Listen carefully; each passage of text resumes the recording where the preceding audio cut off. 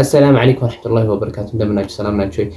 አልሐምዱሊላህ እኔ ሰላም ነኝ። ያው እንዳያችሁት ከቤተሰብ ወጥቼ የራሴን መጀመሪያለሁ ይላልና ስለሱ እስኪ አጠራ አድርጌ ልንገራችሁ። ከዛሬ 6 ወር ወይ 7 ወር ወደ ኋላ ልመለሳችሁና ለምን እንደወጣው አሁን ላይ ምን እየሰራው እንደሆነና ስለወደፊት ስላቀርኳቸው ነገር አጠራ አድርጌ እነግራችኋለሁ። እና የሆነ ጊዜ ላይ ከዛ 2 ዓመት በፊት ቁርአን ቀራ ነበር። ቁርአን ሲቀራ ደግሞ የወር ክፍያ ነበር። በወር ያንን ክፍያ ደግሞ እኔ ነበር የምከፍለው። ጎን ለጎን ስራ እየሰራ ማለት ነው። እንደዛ ለአንድ ዓመት ተኩል ወሰደብኝ። ከዛ ያኒ አስተማሪው ጋር ሲሄድ በቃ ነበር የምቀራው። በቃ ይቀራለው የእሱ ኪታቡን ያያል ማለት ነው። እንደዛ ከሱብህ በኋላ እገባለሁ። ከዛ በኋላ ደግሞ እየሰራለሁ። ከዛ ከምሽት ወደ ኢሻ አካባቢ ደግሞ ቁርአን እናስገጃለሁ። ብቻ በእንደዛ ትግል አንድ ዓመት ተኩል ወሰደብኝ ነው የምላችሁ።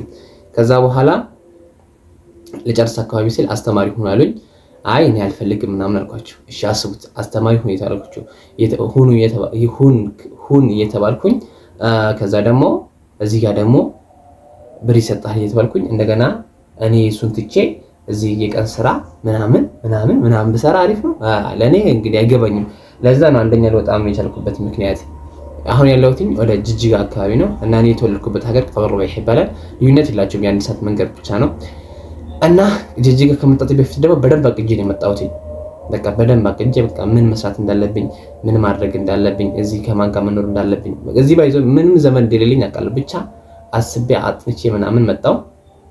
ከዛ መስጊድ ለማድረግ ያሰብኩት መስጊድ ነበር። ረመዳን ነበር ባይዘው የጨረስኩለት ጧቱ ረመዳን ነበር። ያኒ የጨረስኩለት ረመዳን ነበር።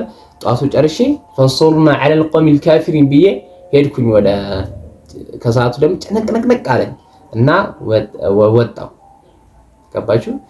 ከዛ በኋላ ከቤተሰብ 300 ብር ነበር እየወጣሁት። ከዛ 150 ብር ሲቀነሱ 150 ብር ይቀራል። ከዛ ወጣሁና ከቤተሰቦቼ ከዛ ልጅ ጋር ገባሁ። ከዛ በቃ ጠያይኩ ሰዎች ምን ላገኝ እንችላለን ምናምን እንደዚህ መስራት አለ ወይ በቃ ኤቭሪቲንግ። በመንገድ ላይ ሲሄድ ማለት መንገድ ላይ እየተሰራ ነበር፣ የመንገድ ስራ ኮንስትራክሽን ምናምን ብዙ ነበር እና ጠየኳቸው። አታገኛለህ ምንም አታጣም ምናምን አሉኝ። እዛ መስጊድ ሀሺም የሚባል መስጊድ ገባው። እዛ አናገርኳቸው እንትን ኃላፊዎች ምናምን እንደዚህና እንደዚህ ነው እንደዚህ ነው ብዬ አጠራጠር አድርጌ ነገርኳቸው። ከዛ እነሱ አይቻልም ችግር የለውም በቃ ሌላ መስጊድ ያላልኳቸው ራሳቸው ተመለሰው በቃ አደር ምናምን አሉኝ። እሺ አልኳቸው። ንጋታው እዛ መስጊድ የተሰራ ነበር ከሌላ መስጊድ ከሆኑ የሚቀጠል። ከዛ እዛ ገባው 500 ብር ነበር። ከዛ እሷን ሰራው 650 ሆነልኝ። ያ ጀማዓ አስቡት፣ ጾመኛ ሆናችሁ የቀን ስራ ስትሰሩ ይሄም እንደመጀመሪያ ቻሌንጅ በጣም ነበር የከበደኝ። ወላሂ ነው የምላችሁ በጣም ነበር የከበደኝ። ብቻ አልሐምዱሊላህ አለፍነው። ከዛ 15 የጾም 15 ቀን የመጣሁት 15ቱን ደግሞ እዚህ ጅጅጋ ነው ያሳለፍኩኝ። ከዛ የሆነ ቀን አንድ ቀን ስራ አጣሁኝና እስኪ ምግብ ቤት ስራ ልፈልግ ምናምን አልኳቸው። ሱማኛ ትንሽ ስለሚችል ከዛ ዞር ብያ ነገርኳቸው። ከዛ ሁሉም አሉኝ የሄድ ቀን ንጋታው ኢድ ነው ሲባል ምናምን የዘንቅና አሉኝ። እሺ አልኳቸው። ከዛ ያኔ እኔ የማድርበት መስጊድና ከጎኑ ሆቴል አለ፣ አብሮ ነው የተሰሩት። ተቀላችሁ አንድ ላይ ናቸው። መስጊዱም እዚህ ነው፣ ሆቴሉም አንድ ቅጥር ግቢ ውስጥ ናቸው። ከዛ እዛ አመለከትኩኝ ያኔ ነገርኩኝ። ከዛ የረመዳን 28 ቀን ሲል እስኪ ለማንኛውም ዛሬ ላድርግ ምናምን ብዬ እዛው ደረሰኝ። በቃ እዚህ ግባ እየተሰርታል ምናምን ተባልኩኝ። እኔ የተማር ሰራው ጅጅጋ ውስጥ እየተሰርታል ምናምን ተባልኩኝ። እኔ የተማር ሰራው ምናምን አልኳቸው። ከዛ እኔ እኮ ራሴን እንዳስተናጋጅ ነበረ ያኔ አይቼ ምናምን የገባው እዚህ። ከዛ ለካ ማላውቀው ነገር ብዙ ነው። ከዛ ለ4 ወር የአስተናጋጅ አገዙኝ ሰራው። በቃ ሁሉም ነገር አርግቼ ነበር መሰራይ ነበር። እኔ ባይዞ ይሰራ አኮራለሁ ነው የምላችሁ። እና ለ4 ወር የዌይተር አጋዥ ሆኜ ሰራው። ከዛም አርጉኝ አልኳቸው። እሺ እናርጋ። በሽታ ነበር እነሱ ከሁለተኛ ወር ጀምሮ እየጠየኳቸው ነበር። ሁለተኛ ወር ሲሞላ አርጉኝ፣ ሶስተኛ ወር አርጉኝ፣ አራተኛ ወርም አርጉኝ ስላቸው ዝም ማለት ጀመሩ። ታውቃላችሁ። እና ከዛ በፊት ደግሞ የረሳሁት ነገር ቤት ተከራየሁ። ያኔ መጀመሪያ ቀን ከሄድ ቀን ከ19 ከሰራ በኋላ በቃ መስጊዶቹም ትንሽ እንትን መኖሪያ ቤት ያርኩት መሰላቸው መሰለኝ እና ቤት ፈልግ ምናምን ነገር አሉኝ። እሺ እፈልጋለሁ አልኳቸው። ከዛ በቃ ፈልግ አርቅቼ ያገኘሁኝ ባለ 3000 ብር ቤት። ከዛ ተከራየው 2000 ብር ነበረ። እዛ ወላሂ ሀገር ቴሌ ብር እንደምታውቁት እዚህ ደግሞ ኢብር የሚባል አለ። በዛ ውስጥ 2000 ብር ነበረኝ። 3 ብር ነበር። ከዛ ሴትዮዋ ደግሞ አናገርኳትኝ። በቃ ከ3 ቀን በኋላ ና አለችኝ። ከ3 ቀን በኋላ መጣሁኝ። ከዛ ገባሁ። በቃ እንግዲህ አስቡት ፍራሽ የለኝ፣ አንሶላ የለኝ፣ ምን የለኝ፣ ምን በምን እንደምተኛ አላውቅም። ብቻ ግን ብላ ያኒ ለህሊናዬ ሂድ ትላለች የሆነ ቦታ እና ሄድኩኝ። በቃ አሻለችኝ። ከዛ ከ3 ቀን በኋላ መጣሁላትኝ።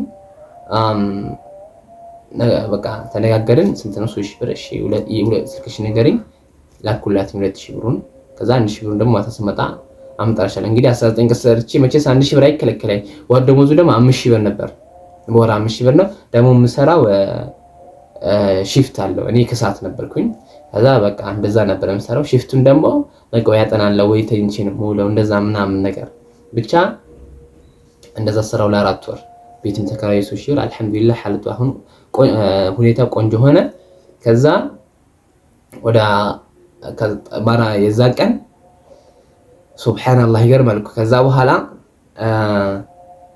የት ነበርኩኝ? አቤት ተከራይ ያልኳችሁ። ከዛ 1000 ብር ነበር አይደል የሚጎለኝ። 1000 ብሩን ጠየቅኩኝ ለማናጀሩ።